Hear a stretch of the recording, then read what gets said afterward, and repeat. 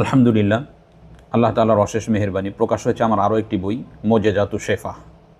এই বইটির মূল লেখক যদিও আমি না, বইটির মূল লেখক হলো আবুল ফেদা মোহাম্মদ ইজ্জত আরিফ। এই বইটি আমি যতবার পড়েছি ততবারই অমায়ক হয়েছি এবং আশ্চর্যান্বিত হয়েছি, যার ফলে আমি মনে করেছি যে এই বইটা প্রত্যেক মুদাব্বির এবং যারা রোগী তাদের কাছে এই বইটা পৌঁছানো দরকার। সেই সুবাদেই বইটা আমি লিখেছি।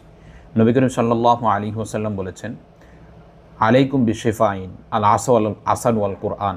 নবী করিম সাল্লাল্লাহু আলাইহি ওয়াসাল্লাম বলেন, তোমরা দুইটা আরোগ্যময় জিনিসকে গ্রহণ করো, একটা হলো কোরআন আর একটা হলো মধু।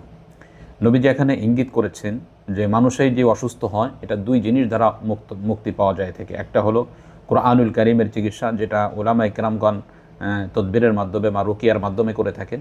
আর একটা হলো আল আসবাবপত্র। আল্লাহ তাআলা দুনিয়ার মধ্যে যেই জিনিসগুলো সৃষ্টি করেছেন আমাদের জন্য, এইগুলো দিয়ে চিকিৎসা করলে মানুষের সুস্থতা অতি দ্রুত হয়। তো আমরা অসংখ্য মুদাব্বির, অসংখ্য রাকি এমন রয়েছি যারা অনেক রোগী এমন পায় যাদেরকে কোরআনুল কারীম আয়াত দ্বারা চিকিৎসা করার পাশাপাশি নিজেদের মন চায় যে যদি আমাদের কাছে এমন কোনো ব্যবস্থা থাকতো যেটা এর সাথে ঔষধ হিসেবে দেওয়া যায় তাহলে মনে হয় আরও ফায়দাজনক হতো। আবার আমাদের মধ্যে অনেকেই আছে যারা শেফা পাওয়ার জন্য, রোগীকে সুস্থ করার জন্য মধু, কালোজিরা এগুলো আমরা প্রয়োগ করে থাকি, কিন্তু আসলে কোন রোগীর জন্য কিভাবে প্রয়োগ করতে হবে এই বিষয়টা আমরা জানি না। তো সেই বিষয়ের উপরই এই বইটা লেখা।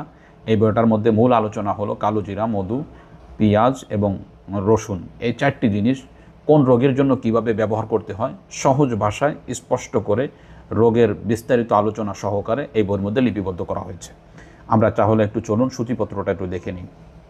আমরা যদি একটু বড় করে দেখি তাহলে দেখেন এখানে প্রথম অধ্যায় আনা হয়েছে, চারটি অধ্যায় রয়েছে। একটা আমরা কালোজিরা, চুল পড়ার জন্য কালোজিরার ব্যবহার, মাথা ব্যথার জন্য কালোজিরার ব্যবহার, অনিদ্রা দূর করার জন্য কালোজিরার ব্যবহার, উকুনতার ডিমের জন্য কালোজিরার ব্যবহার, মাথা গোড়া এবং কানে ব্যথার জন্য কালোজিরার ব্যবহার, শক্তি অর্জনের জন্য কালোজিরার ব্যবহার। এইভাবে আমরা কালোজিরা কত কাজে ব্যবহার করা যায় এই বিষয়গুলো নিয়ে বিস্তারিত আলোচনা এর মধ্যে করেছি। দ্বিতীয় পাঠের মধ্যে এনেছি মধুর অধ্যায়।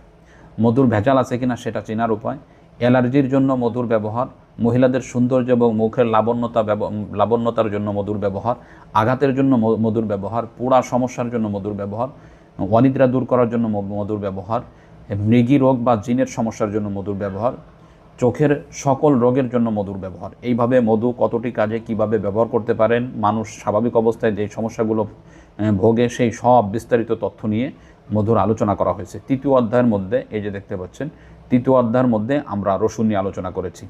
যেমন রসুনের গন্ধ থেকে কিভাবে মুক্তি পাবেন, বিষের ক্রিয়া রসুন দ্বারা কিভাবে নষ্ট করা হয়, পেটের জীবাণুনাশক রসুন, পেটে অর্থাৎ যেই জীবাণুগুলো রয়েছে এগুলোকে কীভাবে দূর করবেন, দুর্বল হজম, গ্যাস এবং কলিকের জন্য রসুনের ব্যবহার, পচা ঘাড় জন্য রসুনের ব্যবহার, বাত রোগের জন্য রসুনের ব্যবহার, বধিরতার জন্য রসুনের ব্যবহার। এইভাবে বিস্তারিত তথ্যসহ সহজ ভাষায় কিভাবে আপনি ব্যবহার করতে পারবেন সেই বিষয়গুলো নিয়ে আলোচনা করা হয়েছে। চতুর্থ অধ্যায়ের মধ্যে আমরা পেঁয়াজের আলোচনা করেছি।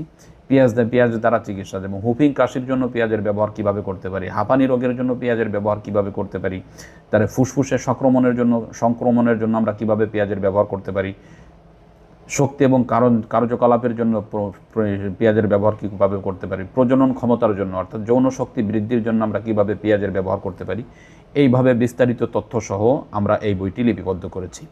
এই বইটি সকলের জন্যই ফায়দাজনক হবে আমি আল্লাহ তাআলার কাছে আশাবাদী। যেমন একজন মুদাব্বির এবং রাকি, তদ্রূপভাবে একজন রোগী, প্রত্যেকের জন্য এই বিষয়টা থাকা দরকার। সর্বশেষ যদি আমি আপনাদেরকে বলি, আমার স্বাভাবিক অবস্থায় পেটে একটু সমস্যা ছিল, হালকা হালকা গ্যাস, বাকি গ্যাসের জন্য গ্যাসের ওষুধ খাওয়া এগুলো আমার কাছে তেমন একটা মুনাসেব মনে হতো না এবং পাশাপাশি কোষ্ঠকাঠিন্য হালকা ছিল। তো আমি এই বইটা যখন লিপিবদ্ধ করতে যাই তো মধুর ব্যাপারে দেখি যে প্রতিদিন রাতে যদি ঘুমানোর আগে এক গ্লাস হালকা গরম দুধের মধ্যে আপনি মধু মিশ্রণ করে যদি এটা খান তাহলে পেটের এই সমস্যাগুলো দূর হয়ে যায়। তো আমি কিছুদিন ব্যবহার করার পর আলহামদুলিল্লাহ আমি যেই আরাম এখন পাচ্ছি এটা আর কাউকে বলে বোঝানো যাবে না। অতএব এইরূপ যে কোনো সমস্যা আপনি পড়তেছেন এর বিস্তারিত তথ্যসহ এই বইটি আমরা লিপিবদ্ধ করেছি। অতএব যেই সমস্ত বন্ধুরা বইটি নিতে আগ্রহী ডিসপ্লেতে দেওয়া নাম্বারে যোগাযোগ করে অবশ্যই আপনার বইটি আপনি সংগ্রহ করবেন ইনশাআল্লাহ।